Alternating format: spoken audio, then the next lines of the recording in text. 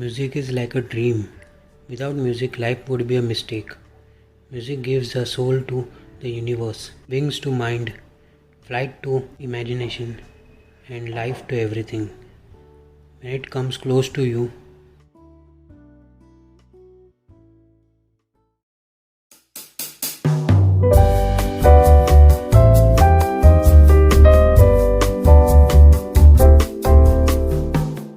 British scientist Kane Cranber first invented the digital audio player. Its name was IXI in 1979. It was capable of playing 1 hour audio playback but were never produced. When cassettes were introduced, Sony Walkman came up with first personal cassette player in 1979. It was much smaller and was listened with stereophonic headphones unlike previous equipments which used small loudspeakers. Previous cassette devices could record and play back. Walkman had no recording facility but played pre-recorded cassettes which were available across. This here is a Sony Walkman. It has a play button, a rewind button, a forward button. This is the stop button. From here you can put the cassette inside. It operated on 2 pencil batteries. You can connect the headphones to the 3.5mm jack located here. From here you can tune into FM radio stations. In 1996, AT&T developed the Flash PAC digital audio player which used perpetual audio coding for music compression. In 1997, they switched to AAC, that is Advanced Audio Coding.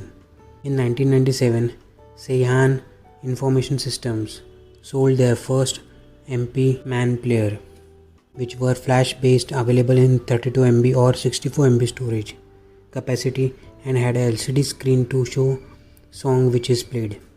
In 1998, a mobile player was developed by Audible which supported playback of digital audio in Audible's proprietary. Capacity was limited to 4MB of internal flash and 2 hours of play with custom rechargeable battery pack. Diamond Multimedia came up with Rio PMP 300 which was introduced in September 1998, which had 32MB storage capacity. Compact developed Personal, it had great sales. Also Jukebox, which was hard drive based DAP using 2.5-inch laptop drive. It was licensed to Ango Electronics. They first sold PJB 100 in 1999 which had capacity of 4.8 GB. In 2000, Creative released 6 GB Nomad Jukebox. When compact discs came, CD players came into market to play commercial CDs.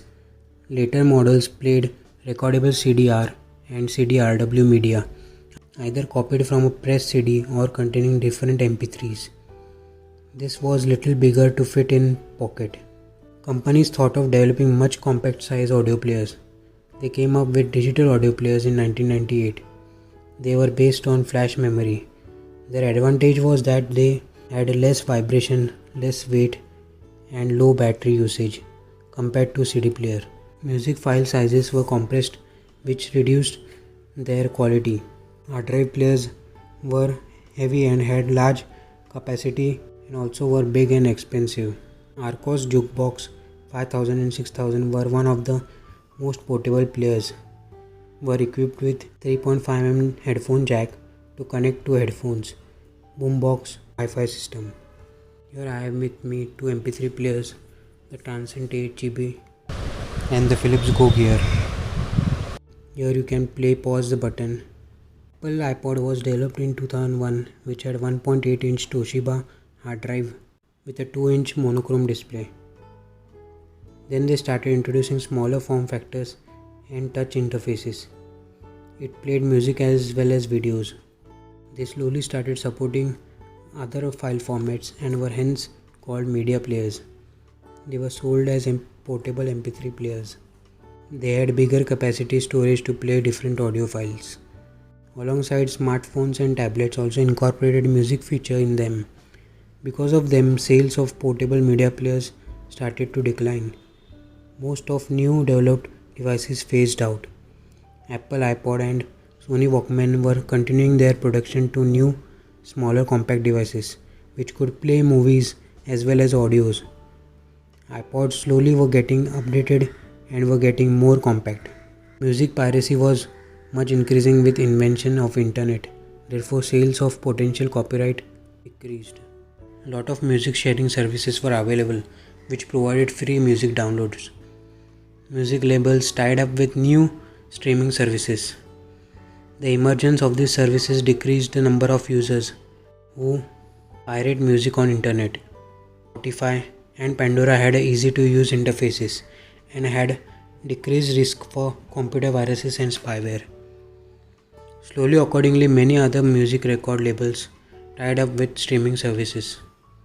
The percentage of people downloading music from websites also dipped. One can play different music whatever they like and also avail premium membership services. Also, copyright videos and audios were uploaded on streaming websites like YouTube.